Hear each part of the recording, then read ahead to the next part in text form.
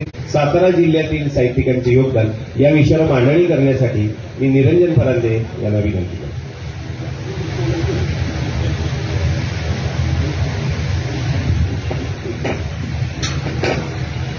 सन्माननीय व्यासपीठ, समोर उपस्थित सर्व मान्यवर,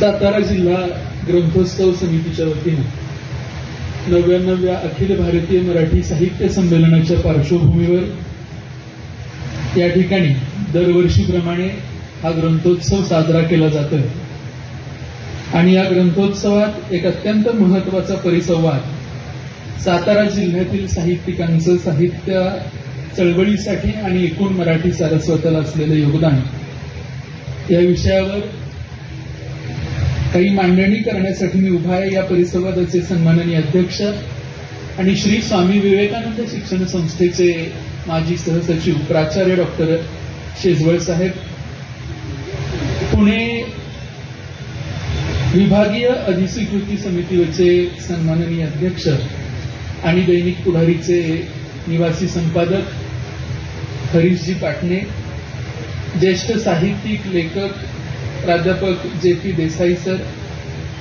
त्याचप्रमाणे मंचावर उपस्थित असणारे आदरणीय चिटणीस सर, आदरणीय गुरुवर्य प्राचार्य डॉक्टर यशवंत पाटणे सर, मंचाच्या समोर उपस्थित अनेक मान्यवर, या ठिकाणी माजी प्राचार्य साळुंखे सर आहेत, माजी प्राचार्य नलवडे सर आहेत, सुप्रसिद्ध कवी प्रदीप कांबळे सर आहेत, त्याचप्रमाणे निकम सर आहेत,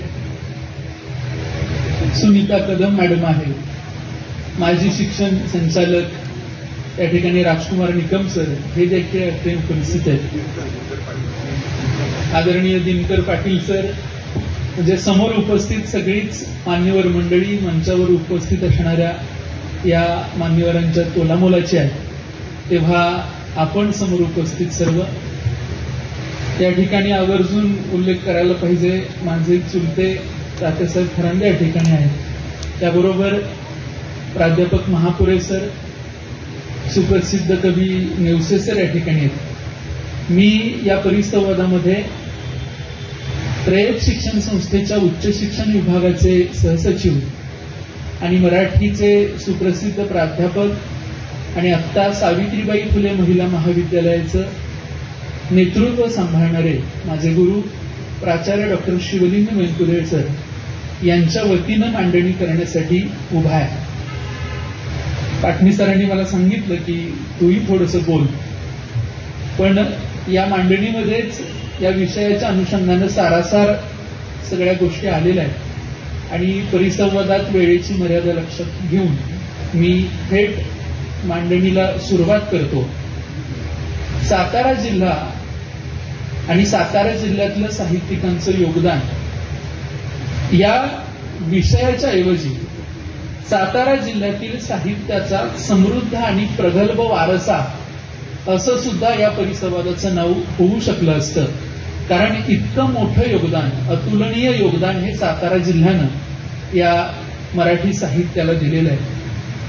इथं वेंकुदेळ सरांनी आवर्जून उल्लेख करायला सांगितलेला होता तो त्यांचे गुरु आणि या ग्रंथोत्सवाचे उद्घाते ग्रंथमित्र आदरणीय प्राध्यापक डॉक्टर शिवाजीराव चव्हाण यांचा उल्लेख या ठिकाणी व्हायला पाहिजे असं सरांचं म्हणणं होतं, कारण ते उपस्थितांचे सगळ्यांचेच मार्गदर्शक होते. आणि याबरोबरच एकूण या संबंध साहित्यिक मेळ्यासाठी काम करणाऱ्या सर्वच वाचन चळवळीतील कार्यकर्त्यांनाही कृतज्ञतापूर्वक नमन करण्याचा सरांचा उद्देश होता. आता सातारा जिल्ह्याच्या एकूण इतिहासामध्ये साहित्यासाठी सातारा जिल्ह्याने नेमकं काय योगदान दिलं या अनुषंगाने जर विचार करायचा झाला तर इतिहासाची पानं उलटताना अनेक धक्कादायक अशा स्वरूपाचे ऐतिहासिक पुरावे, अनेक संदर्भ उपलब्ध होतात. कारण या मराठी साहित्याचा प्रारंभ आणि अत्यंत प्रगल्भ अशा स्वरूपाचं मराठी साहित्य जिथपासून लिहिलं जाऊ लागलं, तो महत्वाचा संप्रदाय म्हणजे महानुभाव संप्रदाय. आणि या महानुभाव संप्रदायाचा प्रारंभ हा सातारा जिल्ह्यातल्या फलटण इथून झालेला आहे. आणि कराळे नावाच्या कुटुंबातून चक्रधर स्वामींच्या एकूण कार्यकर्तृत्वाचा सगळा पूर्वार्ध हा फलटणमध्ये घडलेला आहे. आणि त्यामुळं मराठी साहित्याला मुळात मजबूत पाया देणारा हा जो संप्रदाय आहे, या संप्रदायाच्या प्रारंभाच्या दृष्टीनं हा संदर्भ अत्यंत महत्वाचा आहे. कारण आजही महानुभाव संप्रदायाचा एक मठ हा फलटण इथं आहे आणि तिथून अत्यंत महत्वाचं काम सुरू असतं. आणि दुसरा मठ आपल्या करंजामध्ये साताऱ्यात आहे. आणि चक्रधर स्वामींच्या एकूण लीळा जर पाहिल्या तर समतेचा, ममतेचा, मानवतेचा, स्त्री पुरुष समानतेचा हा सगळा उद्गार हा महानुभाव संप्रदायातून चक्रधर स्वामींच्या तोंडून आलेल्या लीळांमधून दिसून येतो.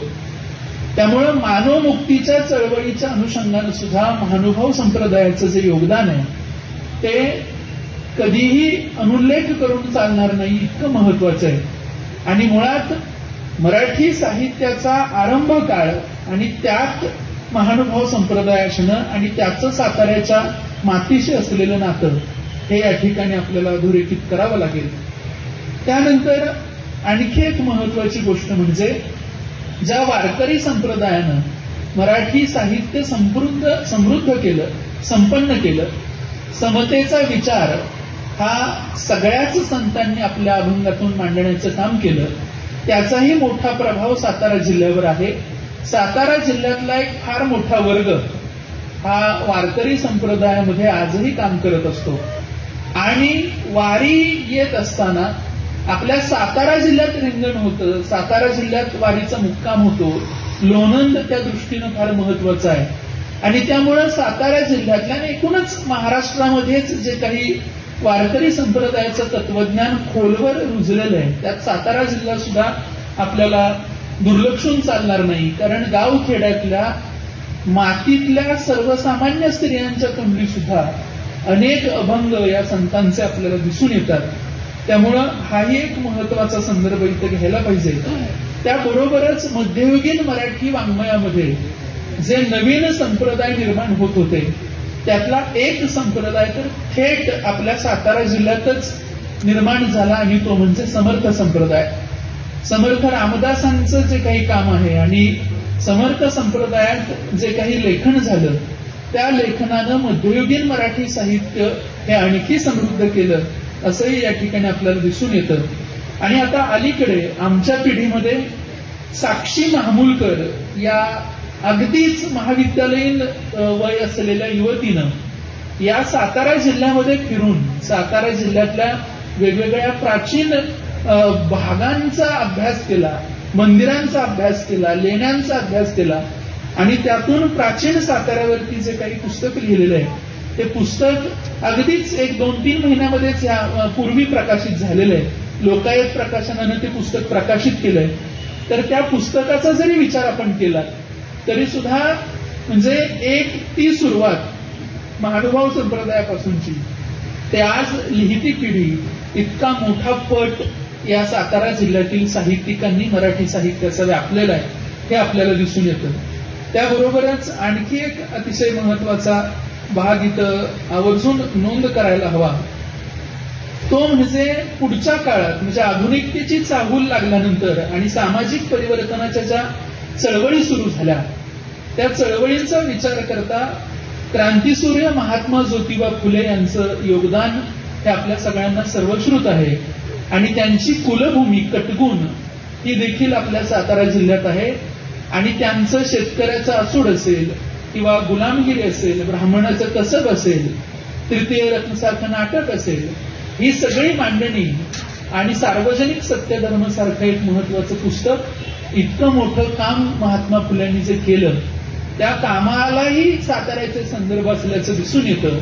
त्याबरोबरच आधुनिक स्त्री स्वातंत्र्याच्या उद्गात्या म्हणून ज्यांचा उल्लेख आपण करतो त्या सावित्रीबाई फुले यांचंही नायगाव हे गाव आहे आणि काव्य फुलेच्या माध्यमातून त्यांनी आपल्या कवितेतून बहुजन समाजाच्या शिक्षणासाठी जी काही एक आर्त हाक मारली आणि ती फार महत्वाची मला वाटते.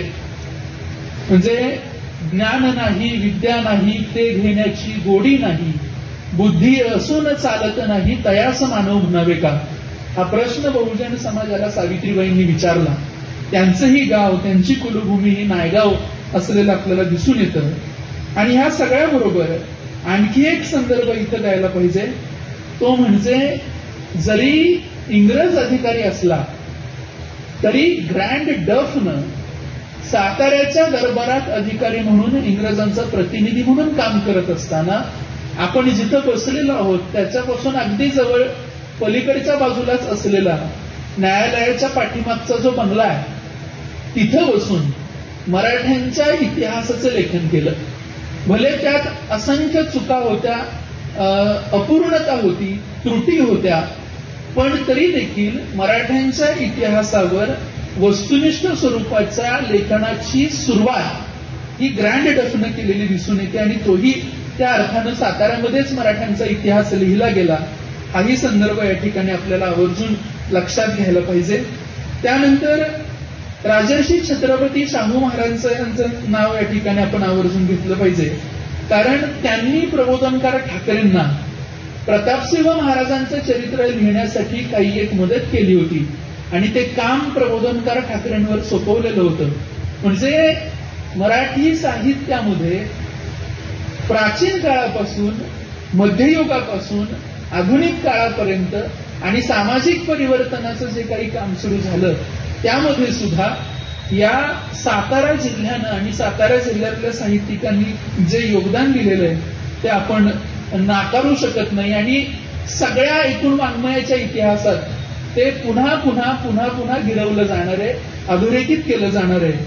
आणि या सामाजिक परिवर्तनाच्या चळवळीतलं तिसरं जे महत्वाचं नाव आहे, ज्यांच्या शाळा प्रवेश दिन कालच साजरा झाला, ते भारतरत्न डॉक्टर बाबासाहेब आंबेडकर. ते तर प्रतापसिंह हायस्कूलचे विद्यार्थी होते आणि त्यांनी इथं काही काळ घालवला.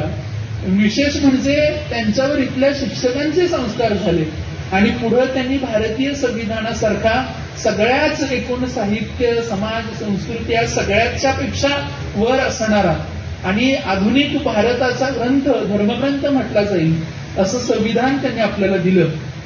पुढे भारतीय स्वातंत्र्याचा लढा ऐन बहरात आलेला असताना सातारा हा आजचा सातारा, उत्तर सातारा आणि दक्षिण सातारा हा एक भाग होता जो आज सांगली जिल्हा म्हणून ओळखला जातो. जर सांगलीला देखील आपण याच्यामध्ये दक्षिण सातारा म्हणून जोडायचं झालं तर मग आपल्याला साहित्यरत्न लोकशाहीर अण्णाभाऊ साठे यांच्यासारखा इतका मोठा साहित्यिक हा देखील आपल्याच मातीचं रत्न आहे असं या ठिकाणी म्हणता येतं.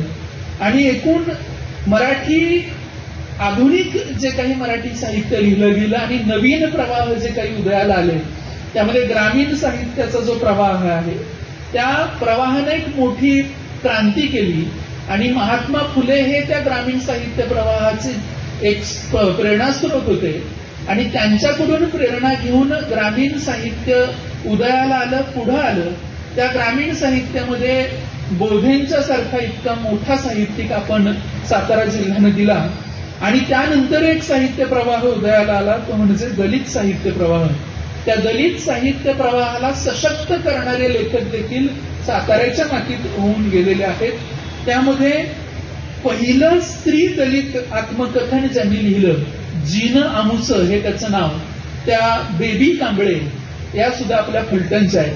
हा एक फार मोठा संदर्भ आहे. अगदी नेट एक्झामच्या सारख्या मोठ्या परीक्षांमध्ये सुद्धा हा प्रश्न विचारला जातो. पुढं लक्ष्मण माने, पार्थ पोळके, पोळकेंचं आभ्राण, लक्ष्मण मानेंचं उपरा हे सगळं आपल्याला माहीतच आहे. याशिवाय पूर्वीच्या परंपरेमध्ये कवी गिरीश, कवी यशवंत, कादंबरीकार हरिनारायण आपटे, तर्कतीर्थ लक्ष्मण शास्त्री जोशी, आधुनिक नवकाव्याचे जनक असणारे बासी मर्ढेकर, कवी वसंत बापट, नाटककार वसंत कानेटकर, समीक्षक शंकर सारडा, राग जाधव, या पूर्वसुरींचं सुद्धा मराठी साहित्याला असलेलं योगदान आपल्याला सगळ्यांना सर्वश्रुत आहे. त्याबरोबरच आधुनिक काळात ज्येष्ठ विचारवंत डॉक्टर आह साळुंखे यांनी बहुजन समाजाची जी मूळ सांस्कृतिक परंपरा, सामाजिक परंपरा शोधून काढून संबंध भारताचं लक्ष बळीवंशाकडे जे काही वेधलं ते काम देखील इथंच म्हणजे स्वामी विवेकानंद शिक्षण संस्थेच्या लाल बहादूर शास्त्री महाविद्यालयामध्ये ते काम करत होते आणि साताऱ्यातच हे सगळं इतकं महत्वाचं लेखन झालेलं आहे. त्याबरोबर या पुरोगामी विचारधारेसाठी, अंधश्रद्धा निर्मूलनासाठी ज्यांनी रक्त सांडलं ते डॉक्टर नरेंद्र दाभोळकर यांचं पुस्तक असेल, तिमिरातुनी तेजाकडे असेल किंवा अंधश्रद्धा विनाशाय असेल, कितीतरी पुस्तकं त्यांची सांगता येतील. ठरवलं डोळस व्हायचं सारखं पुस्तक असेल तर हे लेखन सुद्धा या साताऱ्याच्या मातीत झालं. त्याबरोबरच त्यांचेच बंधू असलेले आणि श्री स्वामी विवेकानंदांकडे पाहण्याचा एकूण सबंध दृष्टिकोन ज्यांनी बदलून टाकला ते दत्तप्रसाद दाभोळकर यांचंही शोध स्वामी विवेकानंदांचं हे पुस्तक अगदी फलटणच्या सुरेश शिंदेसारख्या एका साहित्यिकाची मेंढका ही कादंबरी पुणे विद्यापीठाच्या अभ्यासाला लागणं, त्यानंतर सुरेश शिंगटे विरमाड्याचेच त्यांचा कावार सारखा एक महत्वाचा आत्मकथनात्मक ऐवज मराठी साहित्याला मिळणं आणि विशेषतः हे खरं तर व्यंकुदेळ सरांचं आहे, पण मला एक नाव इथं घ्यावंसं वाटतं, शांतीलाल भंडारींचं. ते एक महत्वाचं नाव आहे कारण आम्ही जेव्हा विद्यालयांमध्ये शिकत होतो तेव्हा शाळकरी वयामध्ये त्यांच्या आईसारख्या कादंबरीनं, एक होता राजकुमार सारख्या छोट्या बाल साहित्यानं आम्हाला खूप प्रेरणा दिली, आम्हाला ह्या साहित्य वाचनाकडे वळवलं. हे शांतीलाल भंडारींचं नाव इथं आवर्जून घ्यायला पाहिजे. त्याशिवाय आजच्या पिढीमध्ये सावित्री जगदाळेंच्या सारखी लेखिका ही सातत्यानं काहीतरी चांगलं लेखन करण्याचं काम करते. हास्यकवी अशोक नायगावकरांचं नाव इथं घ्यायला पाहिजे. त्याबरोबरच वाईच्याच पिसाळांचं नाव घ्यायला पाहिजे. ते नव्या पिढीतले हास्यकवी आहेत. झुलवाकार उत्तम बंडू तुपे आहेत. याबरोबर सुप्रसिद्ध साहित्यिक राजेंद्र माने, कवी प्रमोद कोपर्डे या सगळ्यांचीच नावं इथं खरं तर यायला पाहिजे. त्याबरोबर डॉक्टर मानसी लाटकर हे स्त्रीवादी साहित्याच्या अंगानं कविता लिहिणारं, स्त्रीवादाची एक मजबूत मांडणी करणारं आणि स्वतःच्या कविता संग्रहालाच एक मानुषी असं नाव देणारं एक महत्वाचं नाव साहित्यात आहे. त्यांनी अलीकडं संत कबीरांचं जे चरित्र लिहिलं ते चरित्र महाराष्ट्रामध्ये कबीरांवर खूप कमी लेखन झालेलं आहे संत कबीरांवर आणि त्यात मानसी लाटकरांच्या पुस्तकाला तोड नाही इतकं महत्वाचं त्यांनी काम केलेलं आहे. ही सगळीच नावं खरं तर इथं घ्यायला पाहिजेत. त्याबरोबर केवळ साहित्य लिहिणारे साहित्यिक इथं होते असं नाही, तर अनेक संस्थांचं सुद्धा साहित्य चळवळीला मोठं योगदान राहिलेलं आहे, त्याचाही इथं उल्लेख करायला पाहिजे. त्यामध्ये महाराष्ट्र साहित्य परिषदेची शाहूपरी, सातारा, फलटण, पाटण या शाखांचं काम असेल, प्राज्ञ पाठशाळेचं एक महत्वाचं काम असेल, केवलानंद सरस्वतींचं काम असेल, मराठी विश्वकोश निर्मिती मंडळाचं काम असेल किंवा अश्वमेध सारखं ग्रंथालय असेल, ग्रंथमित्र डॉक्टर शिवाजीराव चव्हाण सार्वजनिक ग्रंथालयाचं काम, राजमाता सुमित्राराजे ग्रंथालयाचं काम, पाटणचं एका समृद्ध ग्रंथालयाचं काम, साताऱ्याच्या नगर वाचनालयाचं योगदान, वाईचं लोकमान्य टिळक ग्रंथसंग्रहालय असेल, बॅरिस्टर पी.जी. पाटील वाचनालय असेल, राणा चव्हाण प्रतिष्ठान एक महत्वाचं काम करतंय, लोकशाहीर महाराष्ट्र भूषण पुंडलिक फरांदे प्रतिष्ठान असेल जे लोककलावंत आणि शाहिरीला योगदान देत आलेले. अशी कितीतरी नावं आपल्याला इथं घेता येतील. त्याबरोबरच साताऱ्यात झालेली अनेक साहित्य संमेलनं, होत असलेली साहित्य संमेलनं त्यांचाही इथं उल्लेख करायला पाहिजे. त्यामध्ये उंडाळ्याला होणारं ग्रामीण साहित्य संमेलन, मसूरचं गुंफण साहित्य संमेलन, फलटणमध्ये होणारं शिवार साहित्य संमेलन किंवा फलटणलाच होणारं यशवंतराव चव्हाण साहित्य संमेलन, म्हणजे इतकं प्रचंड काम साहित्य चळवळीला योगदान हे या मातीतून दिलं जातंय. त्याबरोबर महाराष्ट्राला वैचारिक दृष्ट्या समृद्ध करणारे विचारवेध साहित्य संमेलन जे झालं ते पुढं ग्रंथरूपानं त्यातली सगळी भाषणं, व्याख्यानं ती पुढं आली आणि आज वैचारिक साहित्यामध्ये संशोधनासाठी विचारवेध साहित्य संमेलनातल्या त्या पुस्तकांचा खूप उपयोग होतो. ती साहित्य संमेलन डॉक्टर किशोर बेडकेआळ सरांनी त्यामध्ये खूप काम केलेलं होतं.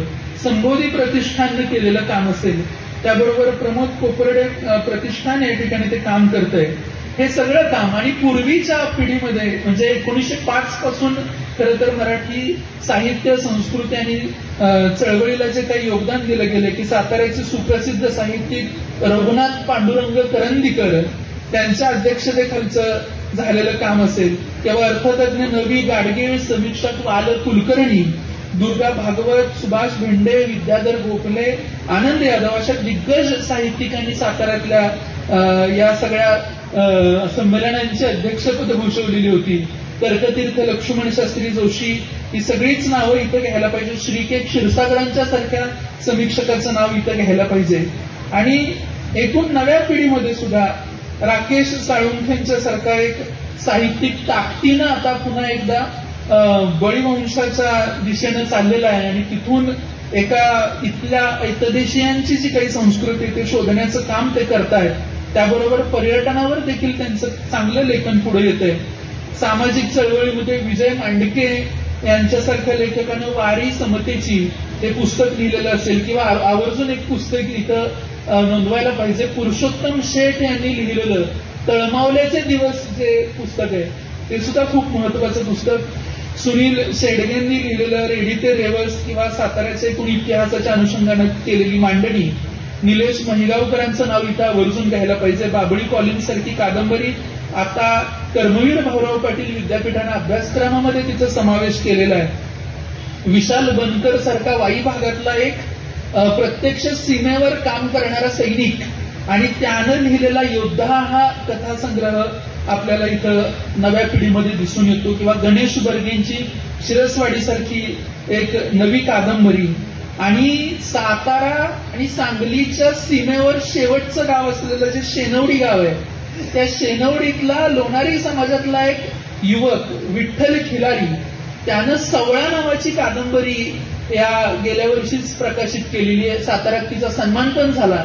ऊसतोड मजुरांचे दुःख आणि वेदना बीडकडे सतत लक्ष जातं, पण आपल्या जिल्ह्यात सुद्धा असे ऊसतोड कामगार आहेत की जे ऊस तोडणीचं काम करतायत आणि त्यांच्या वेदना या कादंबरीतून त्यानं उलगडण्याचं काम केलेलं आहे. सीमंतिनी लुलकरांच्या सारखं नाव इथं घ्यायला पाहिजे की ज्यांनी अतिशय चांगली मांडणी केलेली आहे. कवी प्रदीप कांबळेंच्या कविता असतील जे या पिढीमध्ये सुद्धा त्या ठिकाणी फार मोठी परंपरा जाणवते.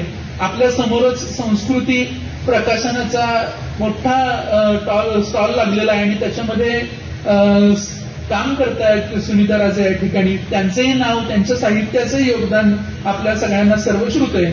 आणि आणखी एक महत्वाची गोष्ट इथं नोंदवली पाहिजे. साताऱ्याला वक्त्यांची असलेली एक मोठी परंपरा. प्राचार्य शिवाजीराव भोसले यांचं नाव आपल्या सगळ्यांना माहीतच आहे. त्यांनी महापुरुषांच्यावर जे काही चरित्रात्मक लेखन केलं तेही लेखन. आणि आता इथं ही अतिशयोक्ती होणार नाही आणि उगीच पाटणे सर मंचावरती आहेत म्हणून नाही, पण मी शब्दशः वाचतो. पाटणे घराण्याचा इतिहास आपल्या सगळ्यांना माहीत आहेच.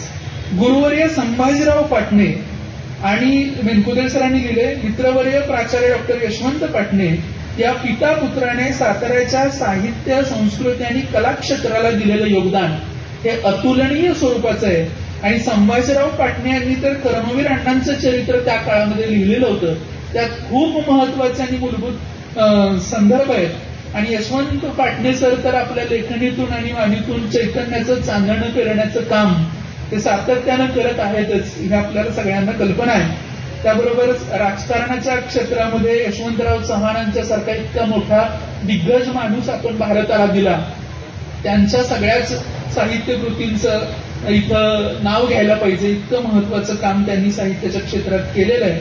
त्याबरोबर आता रयत शिक्षण संस्थेमध्ये आज चेअरमन म्हणून काम करणारे चंद्रकांत दळवी हे माजी सनदी अधिकारी जे आहेत त्यांनी झिरो पेंडन्सी हा जो उपक्रम राबवला आणि तो लोकप्रिय ठरला त्याचं परत पुस्तक केलं. आणि ते पुस्तक सुद्धा संबंध शासकीय व्यवस्थेला, शासन व्यवस्थेला आदर्श ठरेल असं आहे. आणि अलीकडेच नाना पाटेकरांच्या हस्ते प्रकाशित झालेलं निढळ ग्रामविकासाचा दळवी पॅटर्न हे एक महत्वाचं पुस्तक. त्याबरोबरच प्रख्यात आपले अभिनेते सयाजी शिंदे त्यांचं तुंबारा हे महत्वाचं पुस्तक आलेलं आहे. आनंदराव पवारांचं चिलबल सारखं पुस्तक, म्हणजे सातत्यानं लेखन सातारा जिल्ह्यातून होत आहे आणि ते दर्जेदार आणि सकस अशा स्वरूपाचं लेखन आपल्याला दिसून येतं.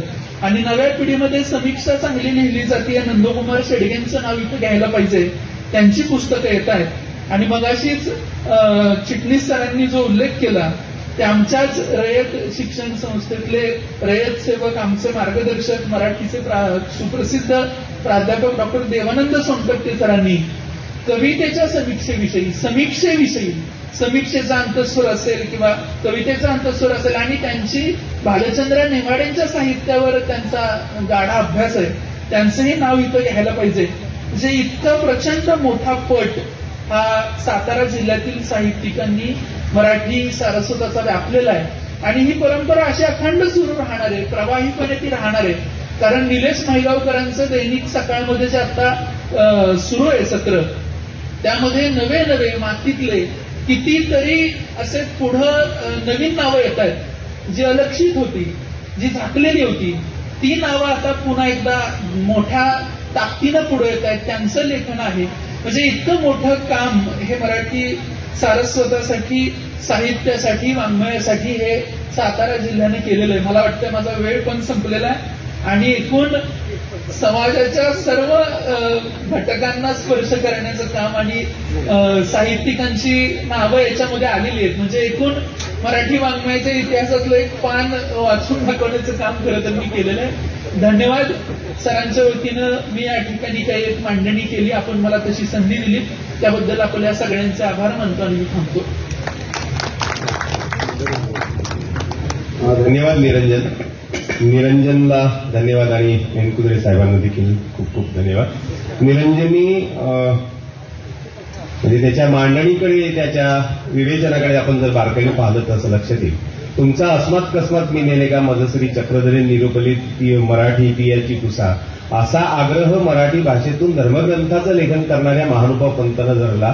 त्या धर्मग्रंथाचं एक महत्वाचं केंद्र फलटण इथं होतं. त्या प्राचीन मराठी वाङ्मयापासून सुरुवात करून मध्ययुगातल्या संत परंपरेपर्यंतच्या रामदासांच्या धार्मिक कार्यापर्यंत आणि अलीकडच्या काळातल्या राजकारण, अध्यात्म, प्राचीन साहित्य आणि चळवळी आणि ग्रंथ आणि संस्था आणि सगळ्या जाती धर्मातले वेगवेगळे लेखक यांच्यापर्यंतचा उल्लेख निरंजनच्या या विवेचनात होता. त्यातून सातारा जिल्ह्यातल्या साहित्यिक योगदानाचा एक मोठा परिघ आपल्या समोर त्याने उपस्थित केला. त्याबद्दल मी त्याचे मनापासून खूप खूप आभार मानतो. मित्रांनो, एक पुस्तक